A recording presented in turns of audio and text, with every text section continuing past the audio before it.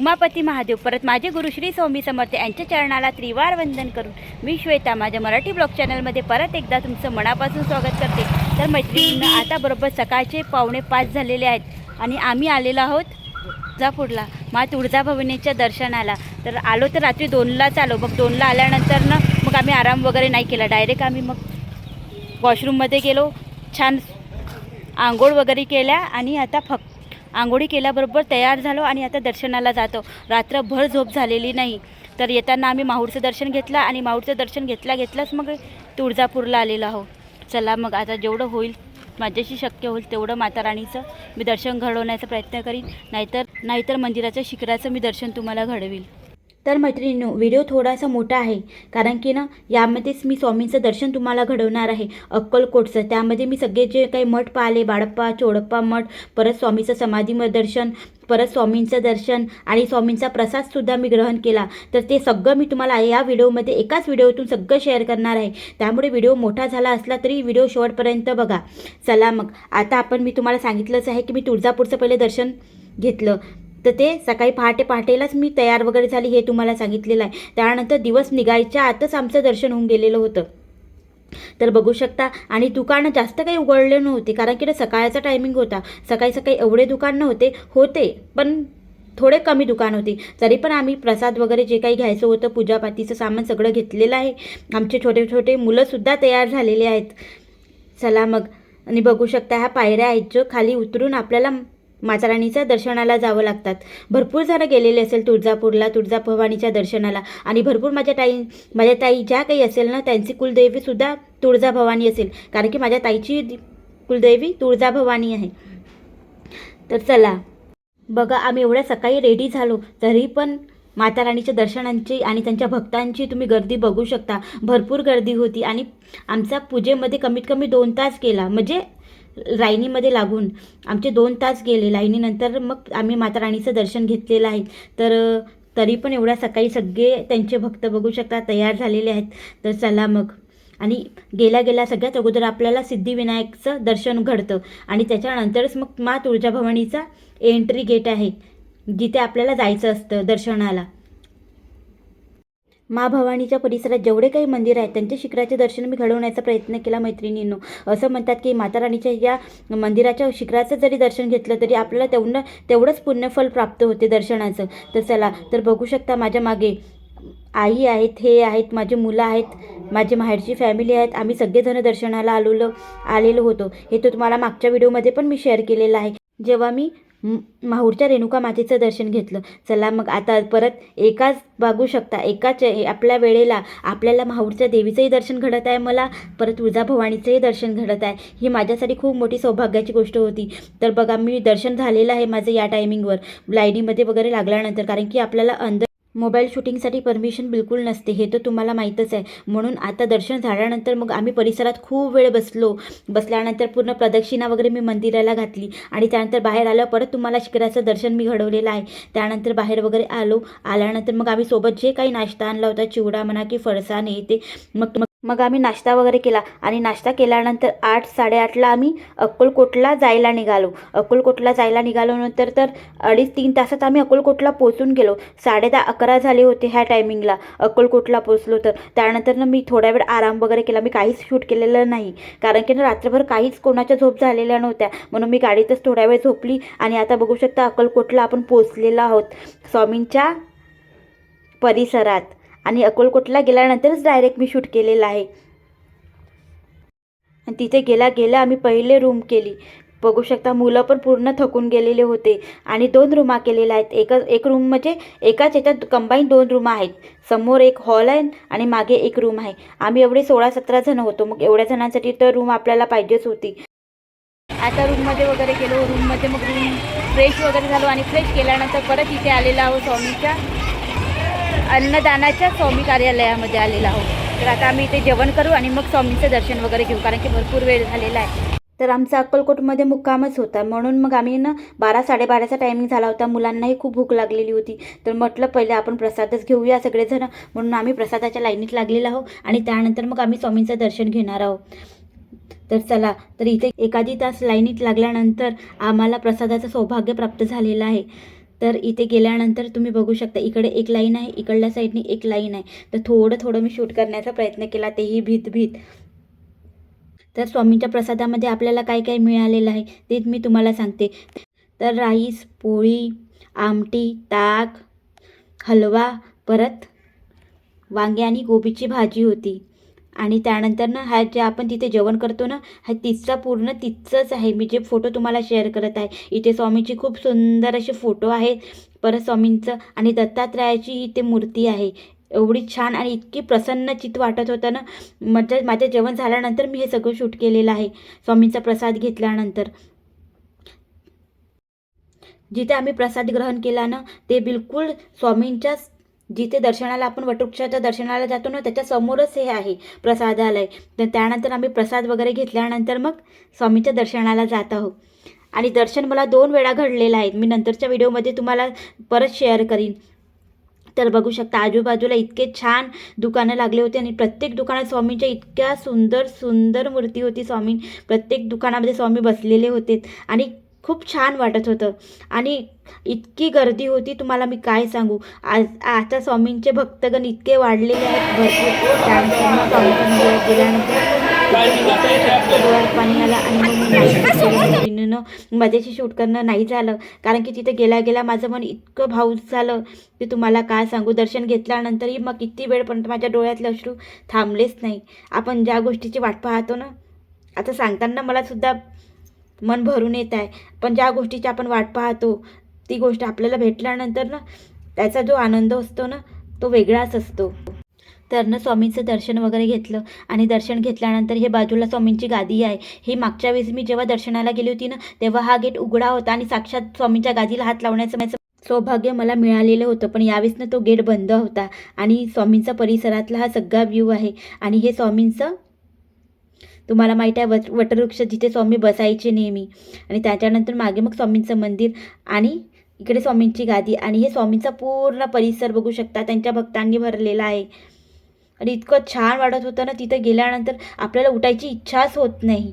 आणि खरंच खूप छान वाटलं मला. अक्कलकोटला मी एक रात्र राहिली. मग दुसऱ्या दिवशी आम्ही मग गाणगापूरलाही गेलो. मी तिथचाही व्हिडिओ तुम्हाला पूर्ण शेअर करीन मैत्रिणींनो. व्हिडिओ शेवटपर्यंत बघायला उद्याचा पण.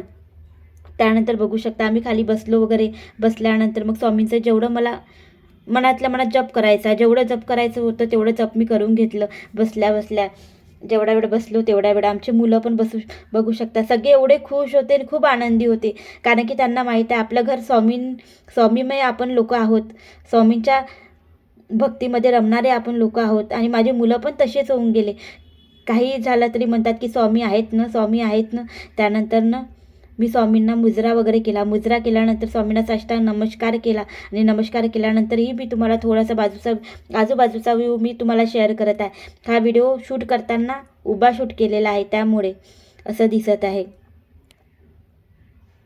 त्यानंतर स्वामीच्या वटवृक्षाजवळ मी गेली आणि तिथंही तुम्हाला थोडंसं शूट करून दाखवत आहे. स्वामींचं वटवृक्ष तुम्ही बघू शकता मैत्रिणींनो. तुम्ही इथूनच दर्शन घ्या.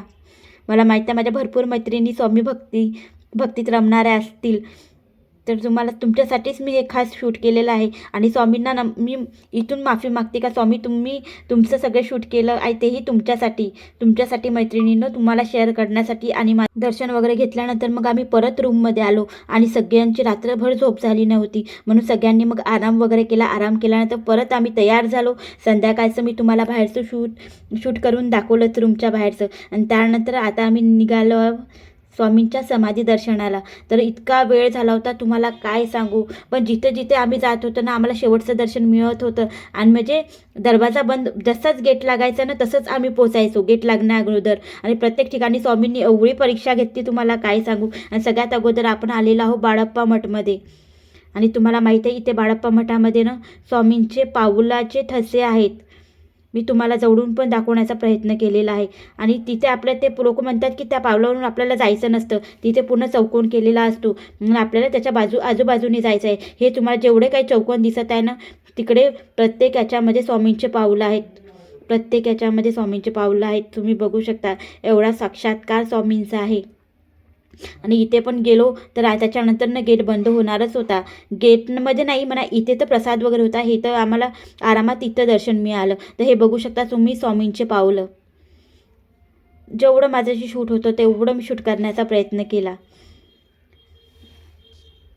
आणि इथे स्वामींचे पादुका आहेत जे स्वामींनी 14 दिवस वापरलेल्या होत्यात, त्याचेही दर्शन मी तुम्हाला घडवते. तर इथे पोचल्यानंतर आजूबाजूला पूर्ण स्वामींचे फोटो लावलेले आहेत. सगळे फोटो मी डोळे भरून बघून घेतलेत, स्वामींना बघितलं. आणि इथे आणि भरपूर स्वामींचं म्हणजे पावलं साक्षात उमटलेले आहेत, हे मी तुम्हाला या व्हिडिओतून दाखवलेलं आहे. तर आमची मुलंही बघू शकता इकडे तिकडे होत आहे आणि त्यांनाही तेवढाच आनंद होत आहे. तर बघू शकता बाळप्पा मठमधलं हे सगळा पूर्ण व्ह्यू आहे आजूबाजूचा. चला मग आता मी दर्शनाला अंदर पण नेते. अंदर गेल्यानंतरही तिचे महाराज एवढे प्रेमळ आहेत, तुम्हाला काय सांगू. इतके छान बोलत होते ना, मला एवढंच छान समजावून सांगितलं त्यांनी. तर इथे त्यांची गादी आणि खूप छान समजावून सांगितलं. मी त्यांना विचारलं की इथे काय काय आहे, कसं काय आहे, तर सगळं त्यांनी मला सांगितलं.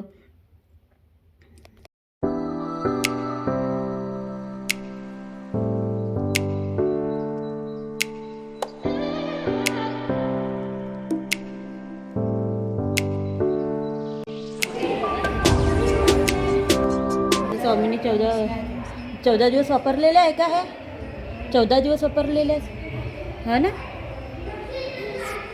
हे स्वामींनी 14 दिवस वापरलेल्या पादुका आहेत. वर आहेत का ते पादुका? हो का? कुठे आहे?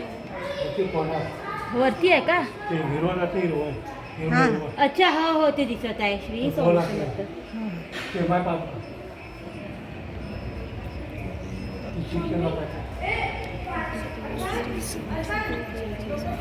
प्रसाद घे.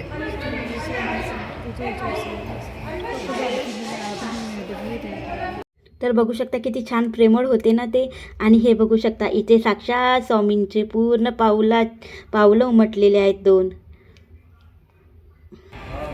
चला मग त्यानंतर मग तर बघितलं तुम्ही बाळप्पा मठ, साक्षात अद्भुत. तर ह्या बाळप्पा मठमध्ये पण ना आपल्याला प्रसाद मिळत होता इथे. मग इथे प्रसाद त्यांनी म्हटलं, मग प्रसादाला कसं पाठ फिरवून जायचं, म्हणून आम्ही थोडा प्रसाद घेतला. मग मुलांना वगैरे सारला. मग आम्ही इतकं टेस्टी प्रसाद होता की तुम्हाला मी काय सांगू. त्यानंतर मग आम्ही निघालेलो आहोत स्वामींच्या समाधी दर्शनाकडे. चला मग. आणि खूप वेळ झाला होता मैत्रिणींनो, भरपूर वेळ झाला होता. मी सांगत आहे ना, साक्षात स्वामींनी आमची परीक्षा घेतल्यासारखीच घेतली. जिथे जायचो ना, जात होतो ना, तिथे गेट बंद होत होता. ते तुम्ही बघू शकता, त्या काकांनी गेटला हात लावलेला होता. पण स्वामींच्या इच्छाने आमचं छान असं दर्शन झालं. आणि गेला ना स्वामींची विश्रांतीची तयारी चालू होती. आणि लाईट पण त्याच्यातच मधात लाईट पण गेली. थोड्या वेळनं जेवढं शूट करता आलं तेवढं शूट केलं, कारण की मोबाईल वगैरे एवढा अलाव तिथे नव्हता स्वामींच्या समाधी मठमध्ये. आणि दुरून मी तुम्हाला दाखवत आहे आता. बाहेर निघाल्यानंतर थोडंसं. आणि मग तिथे पण आम्ही थोडं थांबलो 5-10 मिनटं. आणि त्यानंतर आता आपण इथे आलेलो आहोत खंडोबाच्या मंदिरामध्ये. हे सगळं अक्कलकोटमध्ये इतकं छान वाटत होतं, इतकं छान मी तुम्हाला सांगू नाही शकत. मला तर माझ्या डोळ्यावर विश्वासच होत नव्हता की हे सगळं माझ्यासोबत घडत आहे बा म्हणून. तर इथे आलेलो आहोत आपण इथे खंडोबाच्या मंदिरामध्ये. तर मैत्रिणींनो, तुम्हाला माहीतच असेल, सगळ्यात अगोदर जेव्हा स्वामी अक्कलकोटला आलेत, तर सगळ्यात अगोदर पाऊल त्यांनी खंडोबाच्या मंदिरामध्ये ठेवलेलं होतं. आणि खंडोबाच्या मंदिरातलं जेवढं मी तिथे लिहिलेलं आहे हे पण मी तुम्हाला थोडं दाखवण्याचा प्रयत्न केला. आणि खरंच खूप साक्षात इतकं छान वाटत होतं ह्या मंदिरामध्ये. जेव्हा आपण स्वामींची सिरियल पाहतो आणि ह्या सगळ्या जेव्हा पाहतो ना, तेव्हा त्या सगळ्या गोष्टी माझ्या कानामध्ये अशा फिरत होत्या की पहा, हे खंडोबाचं मंदिर आहेत, इथे पण स्वामींचे पादुका आहेत. मग इथे पण नमस्कार वगैरे केला. खरंच खूप छान वाटत होतं. मी तुम्हाला सांगू नाही शकत आणि शब्दात व्यक्तही करू नाही शकत.